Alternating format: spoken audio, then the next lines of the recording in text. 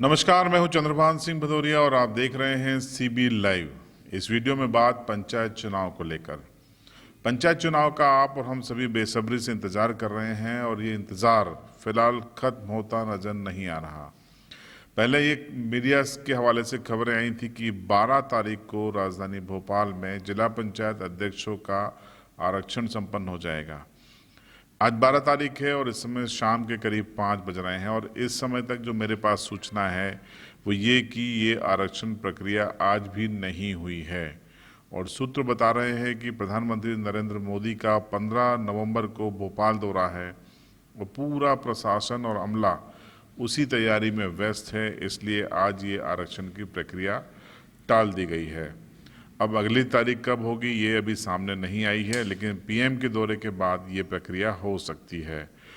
तो ये तो हुई जिला पंचायत आरक्षण हुआ या नहीं ये वाली बात। अब दूसरी बात हम कर लेते हैं कि चुनाव क्या वाकई में हो जाएंगे। देखिए, चुनाव को लेकर ये चर्चाएं हैं कि पीएम मोदी के दौरे के तुरंत बाद जिला पंचायत अध्यक्षों का आरक्षण राजधानी भोपाल में हो जाएगा। उसके बाद कभी भी राज्य निर्वाचन आयोग चुनाव की तारीखों का ऐलान कर देगा। देखिए, कुछ संकेत हैं जिससे लगता है कि इस बार चुनाव हो जाएंगे। संकेत नंबर 1, आयोग ने कहा है कि किसी भी अफसर का तबादला जो कि निर्वाचन कामों में लगे हैं, जो मास्टर ट्रेनर हैं, उनसे पूछे बगैर नहीं किया जाएगा। इसका मतलब समझ में आपको आ रहा होगा कि इसका मतलब क्या है। 3 साल से ज़्यादा वक्त से एक ही स्थान पे जो अफसर जमे हैं, क्लास 2 ऑफिसर जमे हैं, उनको हटाया जाएगा। उसके नीचे के जो अधिकारी कर्मचारी हैं जो एक ही थाना क्षेत्र या तहसील या सब डिवीज़न में पदस्थ हैं, उनको उससे हटाकर दूसरे सब डिवीज़न, थाना क्षेत्र या तहसील में पदस्थ किया जाएगा। ये आदेश जारी हो चुके हैं और आपने देखा होगा कि राजस्व और पुलिस विभाग में तमाम जिलों में जगह जगह थोकबंद तबादले भी होने लगे हैं। इसका मतलब है कि सरकार तैयार है। तीसरा महत्वपूर्ण संकेत ये है कि बसंत प्रताप सिंह साहब ने लगातार बैठकें की हैं, कलेक्टरों के साथ वीडियो कॉन्फ्रेंसिंग की है और उन्होंने 0 ओवर यानी कि किसी भी वक्त घोषणा होने के बाद चुनाव के लिए तैयार रहने को कहा है। तो ये संकेत है और राज्य शासन की अनुमति के बाद ही कलेक्टरों से उनकी वीडियो कॉन्फ्रेंसिंग के साथ बैठक हो पाई थी। आयोग ने अनुरोध किया था।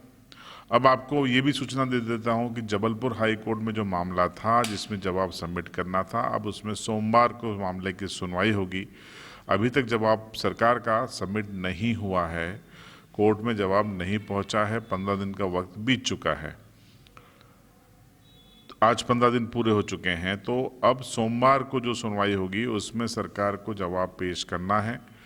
अब सरकार ये जवाब पेश करती है या नहीं, इसका हमें इंतज़ार होगा और अगर नहीं करती है तो हाई कोर्ट का क्या रुख रहता है, इसका भी हमको इंतज़ार होगा। आपको बता दें कि डॉक्टर जया ठाकुर एक याचिका करता हैं, उनकी ओर से जबलपुर में याचिका दाखिल की गई थी कि पंचायत चुनाव में मताधिकार का प्रयोग करना, अपने गांव की सरकार चुनना उनका संवैधानिक हक है और सरकार ने बीते करीब 2 सालों से लोगों को इससे वंचित किया हुआ है।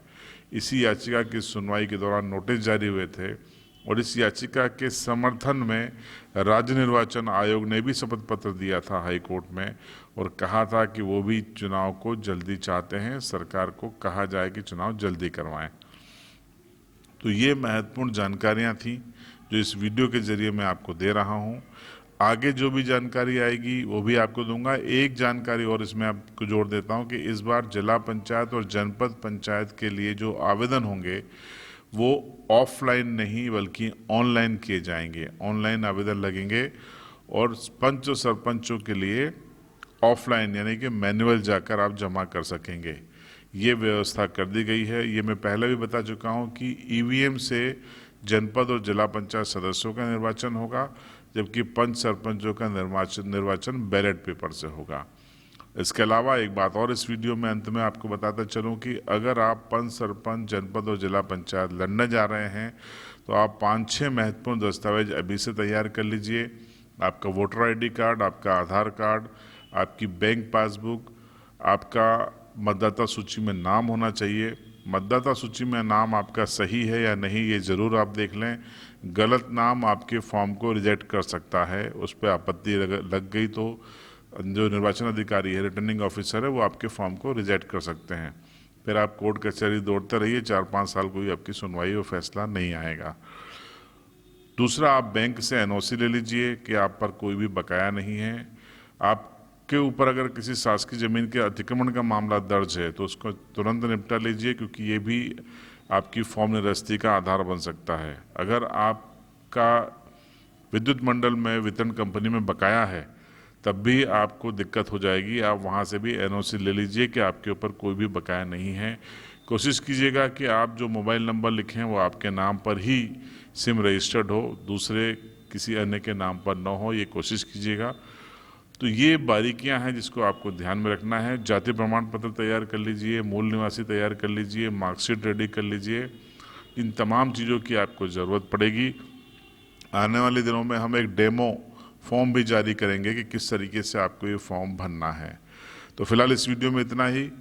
ये महत्वपूर्ण जानकारी आपको हमने दी। आपकी राय कमेंट बॉक्स में ज़रूर बताएं। चैनल पर अगर पहली बार आ रहे हैं तो चैनल को सब्सक्राइब किए बगैर न जाएं।